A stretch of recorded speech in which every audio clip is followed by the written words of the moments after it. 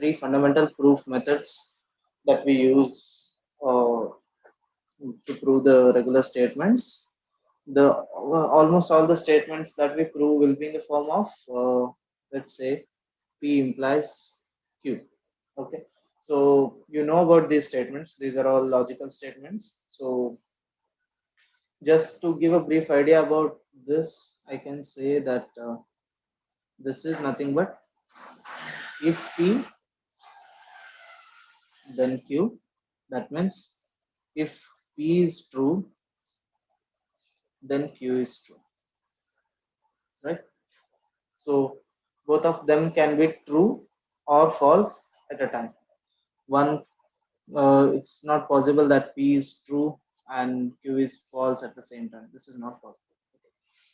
So this is the logical statement, and this the this can also be written as if not Q, then not P. This is nothing. This we call as the contrapositive of the statement P implies Q. So P implies Q and Q bar implies P bar. That is, P implies Q and not Q implies not P. If we can prove that P implies Q, then we can prove that not Q implies not P. So whenever we have to prove, let's say P implies Q, so it suffices to prove that it is, we can say that it is sufficient to prove that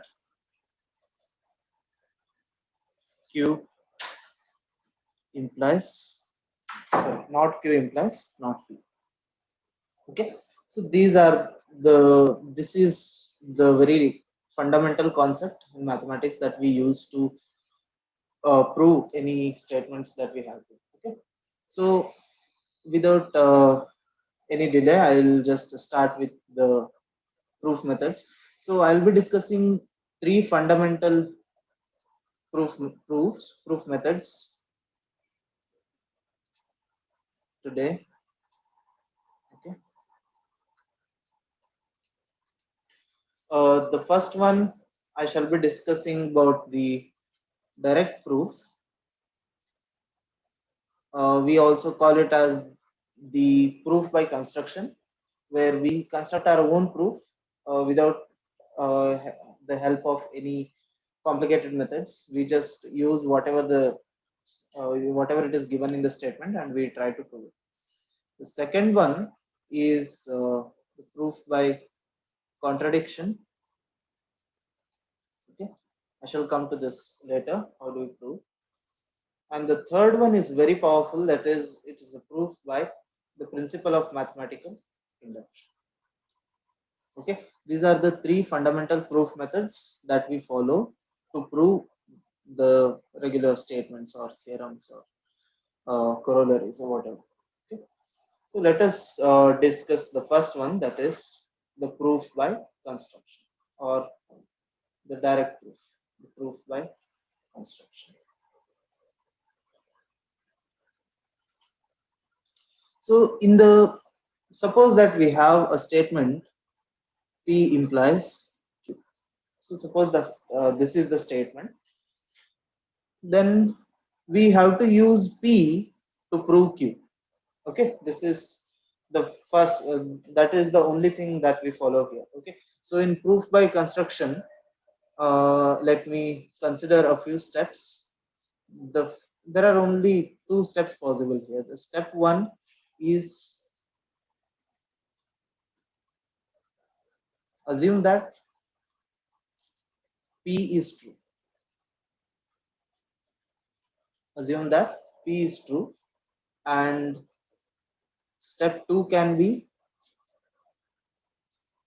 use P to prove Q.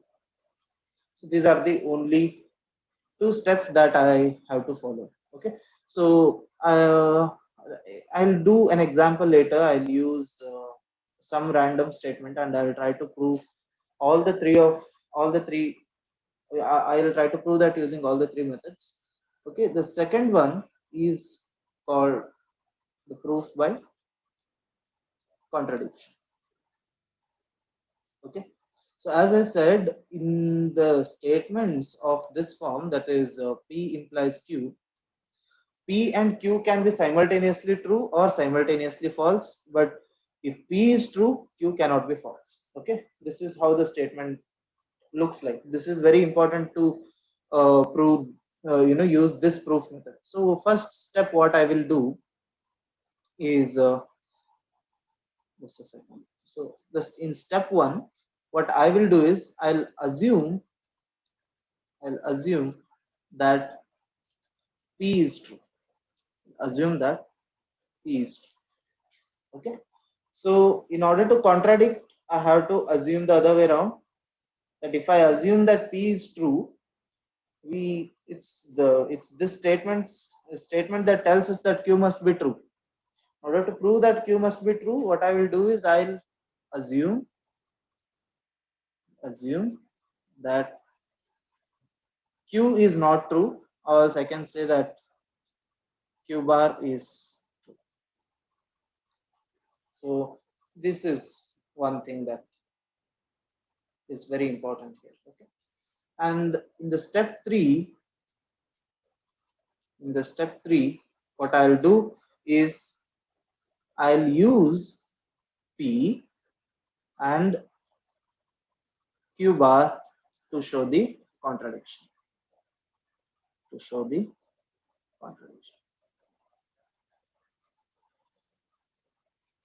Okay, so we'll see how do we construct this as well. The next one, that is a very powerful one, is the proof by induction. Okay, the third one is the proof by induction.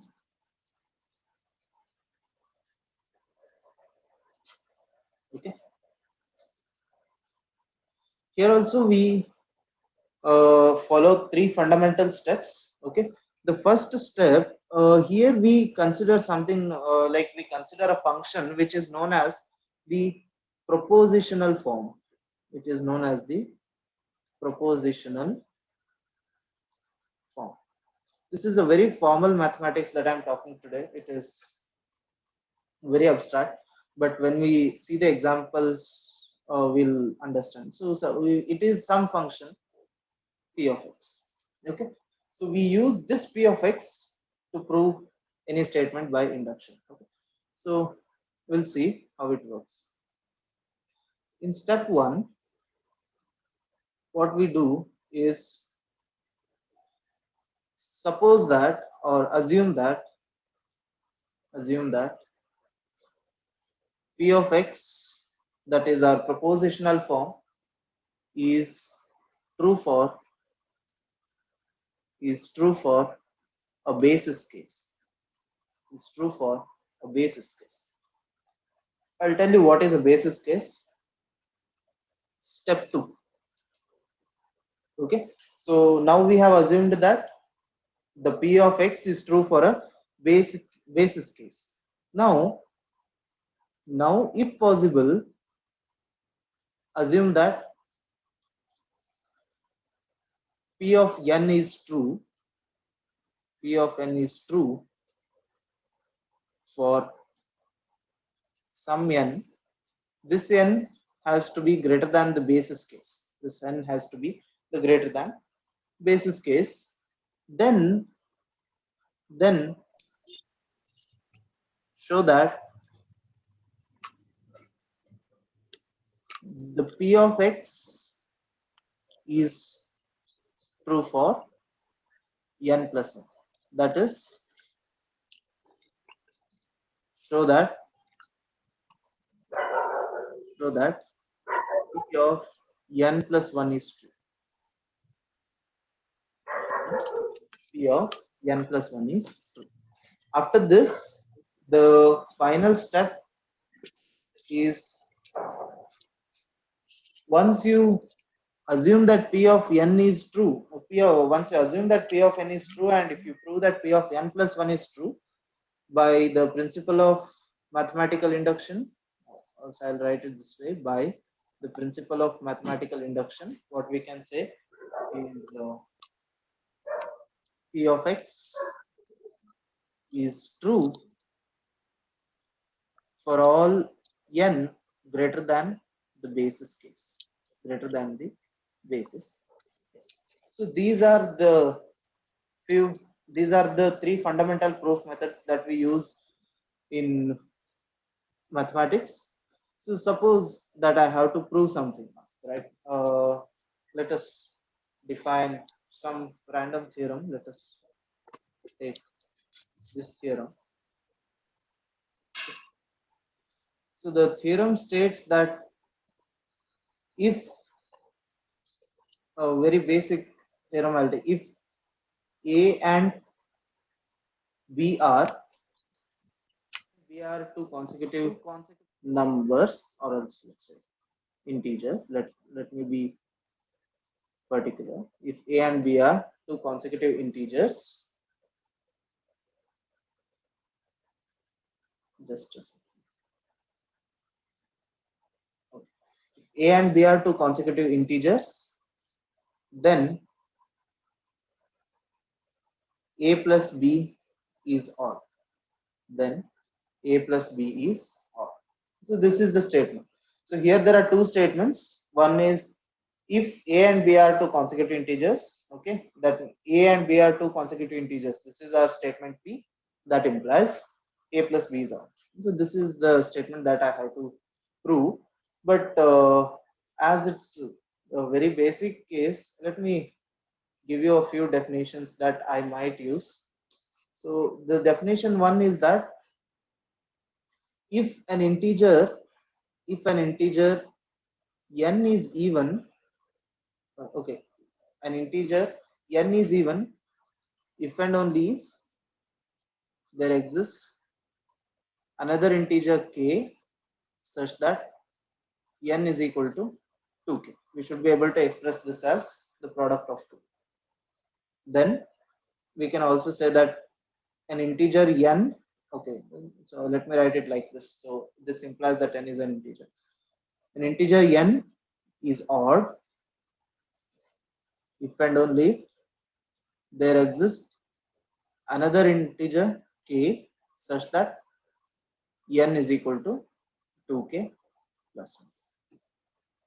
Okay, these are the two definitions that, okay, and when I say that those two are consecutive, so if I say that if m and n are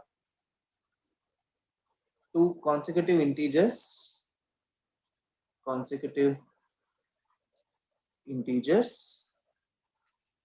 then n is equal to m plus 1. So these are the very fundamental definitions or the statements that we have to be clear about before proving this theorem. So let me start with the first method, that is the proof by construction or the direct proof. So if you remember in the step one, what we have to do is we have to assume that P is true. So if I have to assume that P is true, I have to assume that A and B are two consecutive integers, right? So I'll assume this. Let me call this as P, this as statement P, and this as statement P. Okay, here only I'll make some arrangements. I'll not give you the detailed proof. So assume that P is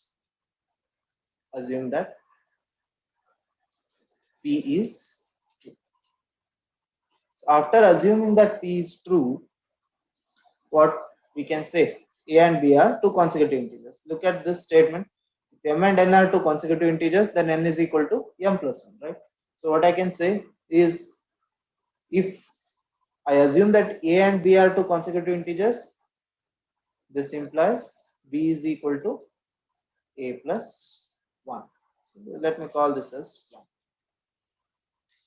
So now consider, see, we have to use only P to construct our proof, right? Now let me consider I have to prove that A plus B is out. So consider A plus B. What is the A plus B? A plus B is A plus 1. A plus 1. This is equal to 2A plus 1, right? So you can see that there exists an integer A such that A plus B is equal to 2A plus 1, which implies A plus B is A plus B is. So that is how we define the odd integer, right? There has to be a case such that the integer should be able to express in terms of 2k plus 1. So that's how we did it. So the second one, it is proof by contradiction.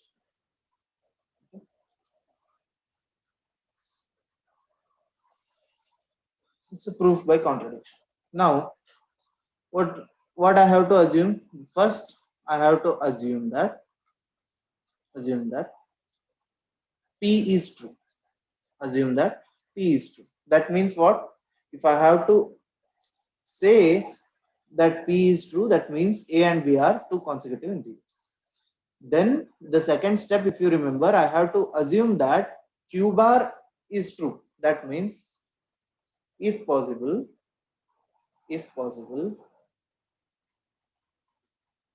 assume that Q is not true or Q bar is true. That implies, that is what I can say is, I have to assume that A plus B is not odd. A plus B is not odd, right? So if I say that A plus B is not odd, what I can say? There exists no K such that A plus B is equal to 2K plus 1. Call this as equation. So this statement implies this, that is, there exists no K such that A plus B is equal to 2K plus 1. But according to our first statement, that is P is true, we have A and B are two consecutive integers, so B is equal to A plus 1, right? B is equal to A plus 1. So if I consider A plus B now, that is by the direct proof we have, that's equal to A plus 1, that is nothing but 2A plus 1. Call this as equation 2. You just see these two equations. This says there exists no K such that A plus B is 2K plus 1. The same assumptions are saying that there exists an A such that A plus B is 2A plus 1, which is not possible, right? So which is the contradiction. Therefore, we can say that P implies Q. This is the proof. And induction, it's still easier. Third one is the proof by induction. How can we proceed? In induction, I have to consider that, let's say, the propositional function, that is P of X is true. First, this is what I have to do. So in that, let us say that our basis case is at x equal to 1. Our basis case is at x equal to 1. Okay, so before this, I have to define what is our P of X, a propositional case. So let us say that the P of X here is nothing but the sum of x and x plus 1. This is how I define my P of X, that is the sum of two consecutive integers. So now if the basis case is x equal to 1, so my P of 1 will give me 1 plus 1 plus 1, that is nothing but 1 plus 2, that is 3. You might say that 3 is obviously an odd integer, but you have to prove it. Otherwise, the proof is not valid, right? So, in order to prove that it is odd, we have to go with the definition.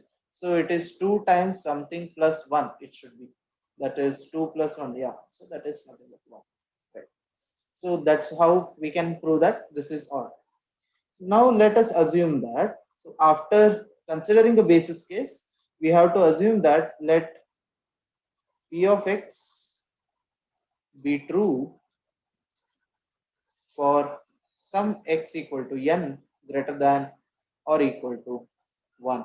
This is what I mean by the case that is greater than the basis case, right? So n is greater than or equal to 1. So when I say this, what is my p of n? P of n is nothing but n plus n plus, right? That is nothing but 2n plus 1. So there exists an n such that p of n is this, therefore p of n is odd, right? P of n is odd. Now, before proceeding to the next step, there's one note that I have to make. See, if n is odd, then n plus m is also odd, and if n is even, then n plus m is also even for some even m. That means if you take an odd number and add an even number to it, you will again get an odd number. If you take an even number and add an even number to it, you will still get an even number. So by adding an even number, I cannot alter the property of that number. That is, if it is odd, it remains odd. If it is even, it remains. So the same thing. So for p of n, what I'll do is I'll add 2 to this. That is, my p of n was n plus 1. What I'll do is I'll add 2 to this. So what I can do, n plus 1 plus 2. So this was odd, right? So this is not equal. This is not equal. Just how can I say that is n plus 1 is odd. This implies n plus 1 plus 2 is also odd, right? Because I'm adding an even number. You can add 4, you can add 6, you can add anything. So this implies n plus, this bracket has no use now. So n plus 1. I'll write this 2 as it is. So I can write this as n plus 1 plus n plus 2 is odd. So this implies n plus 1